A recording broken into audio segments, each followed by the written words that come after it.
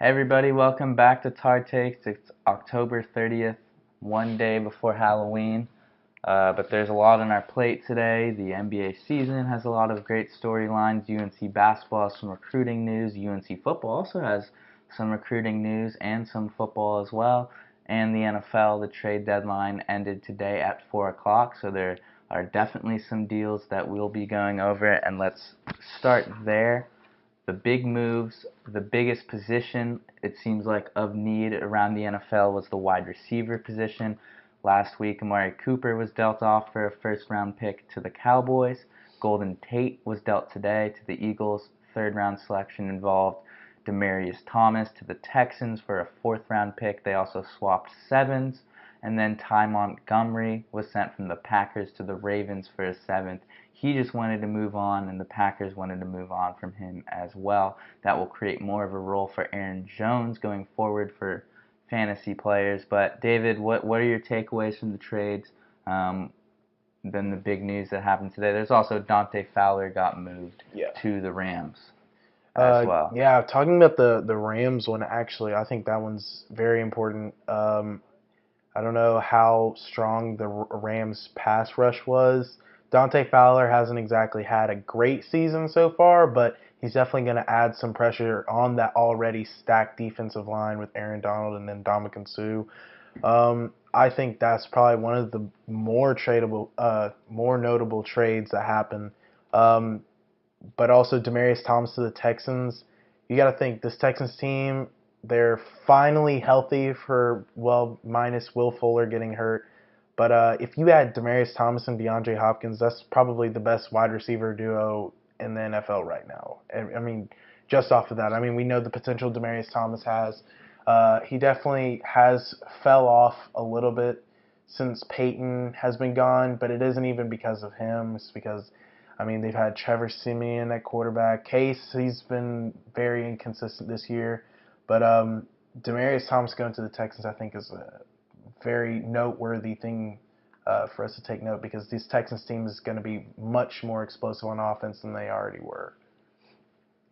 Yeah, definitely. I think, people sort of slept on the Texans early. They struggled, and I'm amazed with what, everyone was killing Deshaun Watson, but this guy only played 6 games last year, so he's still basically a rookie. And he lit the NFL on fire in the first 6 weeks, and everyone expected him to just come back immediately off an ACL injury. He's also getting sacked a ton. Yeah, and it's year 2, so they've already have tape on him. It's tough. It's tough for a lot of quarterbacks year 2, let alone year 2 off an ACL injury when you've only have 6 games of experience under your belt. And he has come to fire or caught on fire recently. Hopkins making unreal catches. The one on his leg that got called back, but still unbelievable. So, the one knock is I think you never had that great number 2 with Hopkins.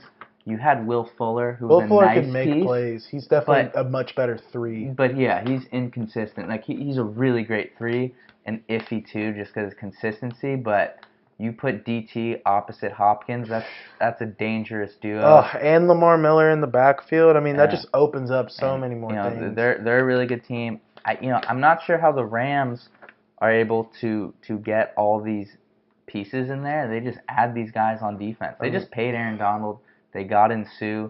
Now it's Dante Fowler, who it's not cheap. It's his rookie deal, but rookie deals these days still making $5 or $6 million per year. They add him to the front with Brockers. Brockers is a beast. He's underrated, because Donald and Suh get all the attention. So the Rams, they just keep adding talent. They're going to try and win now.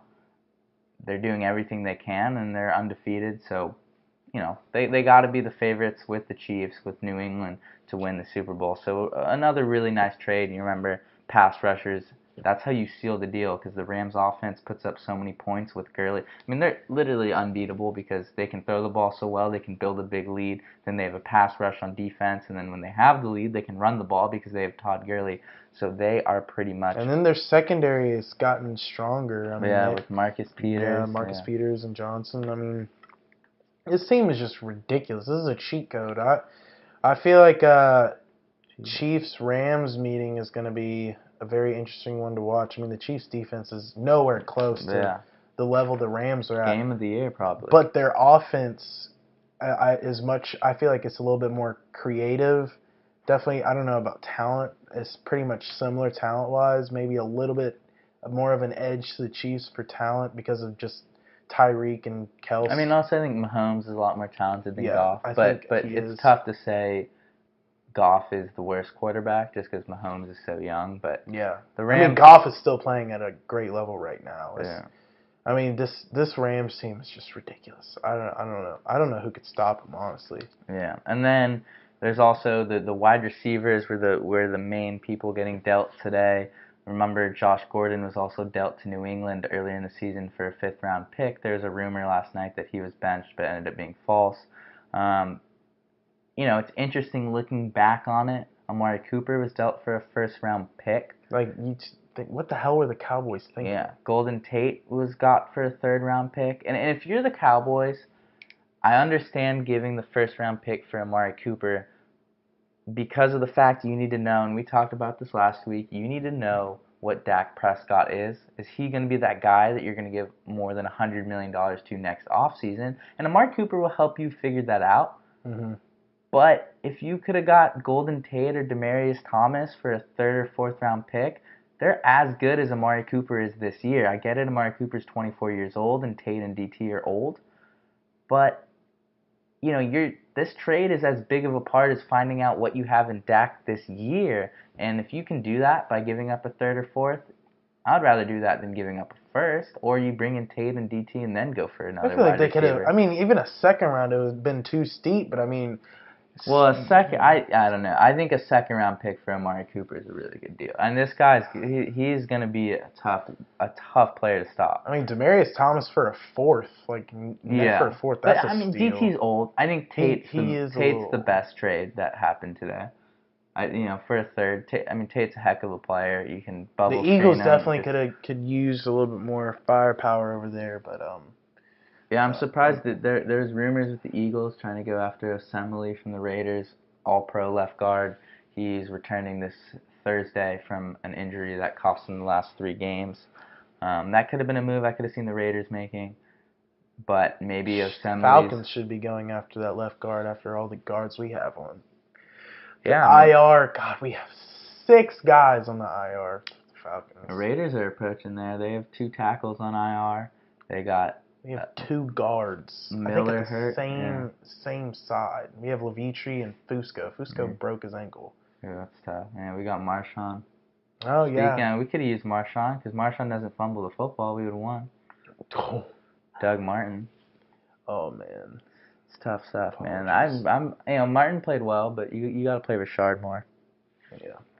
Did the Falcons had a bye?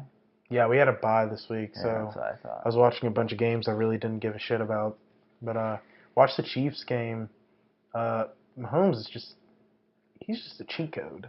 Yeah, it's like the guy's he's like Aaron Rodgers. He's that dude you throw for 6,000 yards with on Madden 100. Yeah, you just run around for 12 seconds. And then he already has goddamn Travis Kelce, Tyreek Hill on that team. I mean, he arguably has the best tight end in the league and then the best wide receiver. And Kareem Hunt is on that team too. And Sammy Watkins is on that team. Oh yeah, he had 2 touchdowns and probably the best second best offensive call or play call in the league, Andy Reid, behind Sean McVay, obviously. But everything is he though? I mean, you see what he did with Alex Smith. You saw what he did. I'm saying is he behind Sean McVay? Oh, I feel like he's more proven than Sean McVay is. I would say you saw what Goff looked like rookie year, right? And then that's also just Jeff Fisher just wasting talent. Yeah, but Alex Smith would always be pretty solid. Like Alex Smith would never have been a game manager, and Andy Reid turned Alex Smith into a gunslinger, man. Yeah, I know, but that's what I'm saying. Look at him at the Redskins. The dude he's thrown for below 200 yards for like the past 2 or 3 weeks. Yeah. What I'll say to that though is we'll wait for the playoffs. We need to see what McVay does in the playoffs. Yeah, we need to see what Andy Reid does in the playoffs. That's also true. I mean, whoever gets done in the playoffs better, maybe they'll meet in the Super Bowl. We'll give them the credit. I wouldn't complain about that one. Yeah.